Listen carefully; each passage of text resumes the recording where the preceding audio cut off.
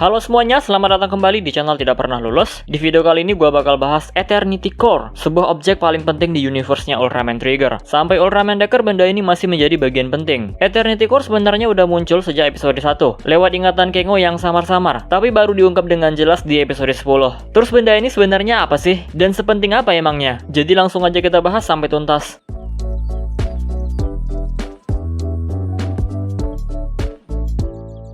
Eternity Core atau dalam bahasa Indonesia disebut inti keabadian adalah sebuah objek yang memiliki energi besar dan disebut benda legendaris di dunianya Trigger. Terletak di sebuah tempat yang hanya bisa didatangi lewat sebuah gerbang yang dibuka oleh Yuzare ataupun keturunannya. Tapi energinya bisa menyebar kalau mengalami gangguan. Bentuk benda ini seperti matahari namun jauh lebih kecil lagi. Dikatakan kalau inti abadi memang berasal dari bumi yang terbentuk secara alami dengan proses yang tidak diketahui.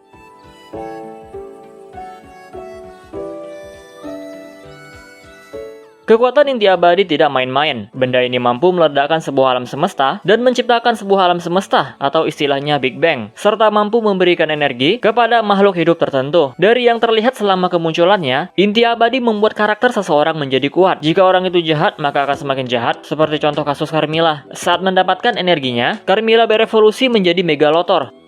Sedangkan pada Trigger Dark, yang memiliki cahaya di hatinya langsung berubah menjadi baik, meskipun yang berperan besar adalah Kengo, karena setiap orang bisa jadi cahaya. Tapi inti abadi membuat Trigger mendapatkan form multi-type dan dua bentuk terpisah darinya, yaitu Power Type dan Sky Type, serta menciptakan senjata Silver Arm.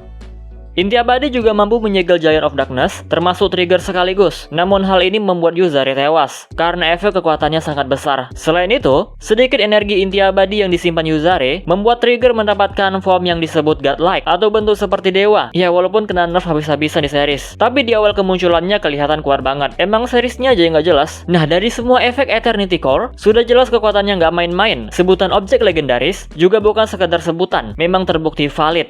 Terus gue jadi mikir nih, gimana kalau seandainya ada Ultraman yang bisa menyerap semua inti abadi? Bakal sekuat apa ya kira-kira? Secuilnya aja bisa membuat Ultraman menjadi Ultraman godlike. Apakah kalau full bakal menjadi God Ultra? Harusnya sih iya, karena full powernya aja bisa menciptakan alam semesta baru. Kekuatannya nggak sekedar menghancurkan, tapi juga menciptakan. Tapi kalau misalnya Ultraman ini mampu menyerap semua inti abadi, artinya dia udah kuat banget dong. Jadi nggak perlu lagi kayaknya.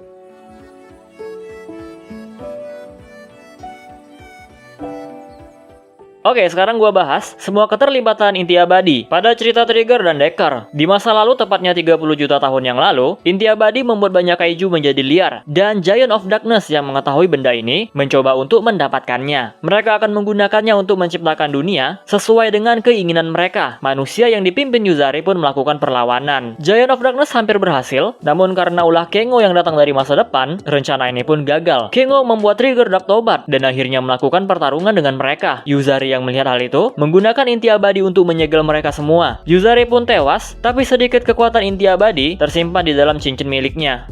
Di masa depan, inti abadi membuat para kaiju terbangun, sehingga menyebabkan kekacauan di mana-mana. Giant of Darkness yang terbebas kembali mencari inti abadi. Namun sebelum itu mereka mencari Yuna, yang diketahui sebagai keturunan Yuzare. Mereka membutuhkannya untuk membuka gerbang. Namun Carmilla justru lebih memilih untuk mengembalikan Trigger ke wujud aslinya, yaitu Trigger Dark. Tapi hal ini malah membuat Kengo dikirim ke masa lalu, dan menjadi penyebab kekalahan mereka di masa itu.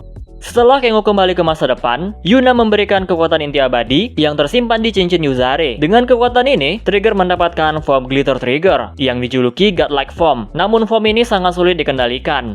Di tempat absolutian yaitu The Kingdom, mereka tertarik dengan inti abadi dan mengatakan suatu saat akan mendapatkannya. Nah, kebetulan banget, di akhir pertempuran melawan Ultraman Land of Light, Tartarus dan Diavolo terlempar ke dunia Trigger. Mereka mendatangi Giant of Darkness agar tidak ikut campur. Di sini absolutian mengincar Glitter Trigger Eternity karena nggak tahu di mana letak sebenarnya inti abadi. Awalnya Giant of Darkness setuju, tapi mereka malah membantu Gazelle dan menjebak Diavolo bersama-sama. Di lain tempat, Ultraman Reboot melatih Kengo agar bisa mengendalikan inti abadi di tubuhnya. Tapi sekedar pemicu aja sih, semua balik ke Kengo lagi. Dan ternyata Kengo berhasil mengendalikan kekuatan itu. Nah, dari sini mulai jadi ampas tuh form. Di antara Giant of Darkness, Hyudram diam-diam ingin mendapatkan inti abadi sendiri dan pengen menggantikan Carmilla sebagai pemimpin karena dirasa udah nggak pantas. Kebetulan Ignis yang sekarang menjadi host Trigger Dark memancingnya untuk bertarung, untuk balas dendam kematian temannya. Ignis membawa Yuna agar Hyudram terpancing. Lalu terjadilah pertarungan epik di di antara mereka. Ignis lalu menggunakan Hyper Ki Glitter Trigger dan menggunakan kekuatan inti abadi untuk mengalahkan Hyudram. Iya, walaupun Hyudram gak mati sih. Matinya sama Carmilla. Ignis yang sekarang di depan inti abadi mengabaikan benda itu dan lebih memilih kembali ke teman-temannya. Setelah kematian Dargon dan Hyudram, Carmilla semakin melupakan tujuan kaumnya. Dia sekarang cuma mau mendapatkan trigger kembali. Dia pun menyentuh Eternity Core dan berubah menjadi Megalotor fase 1. Setelah itu masuk ke fase 2 yang sangat mirip dengan Gatanotor. Singkatnya, Megalotor dikalahkan Trigger Truth dan tembakan energi inti abadi dari Nars DC. Karena kerusakan yang dilakukan Carmilla, hal ini membuat inti abadi tidak stabil. Kengo pun mengorbankan dirinya untuk menstabilkan benda itu. Dia pun terjebak di dalam inti abadi.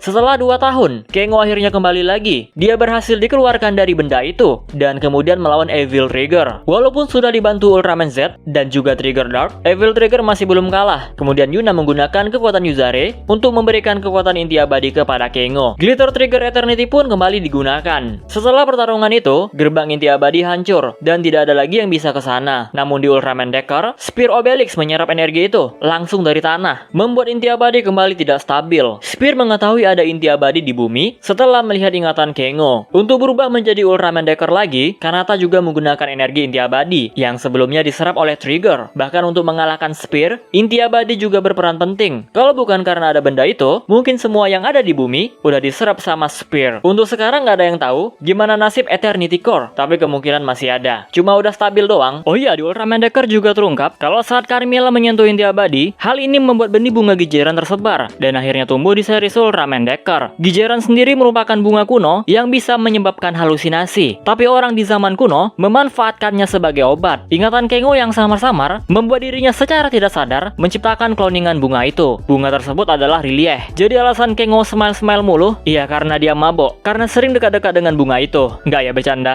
Rilieh itu bunga yang aman.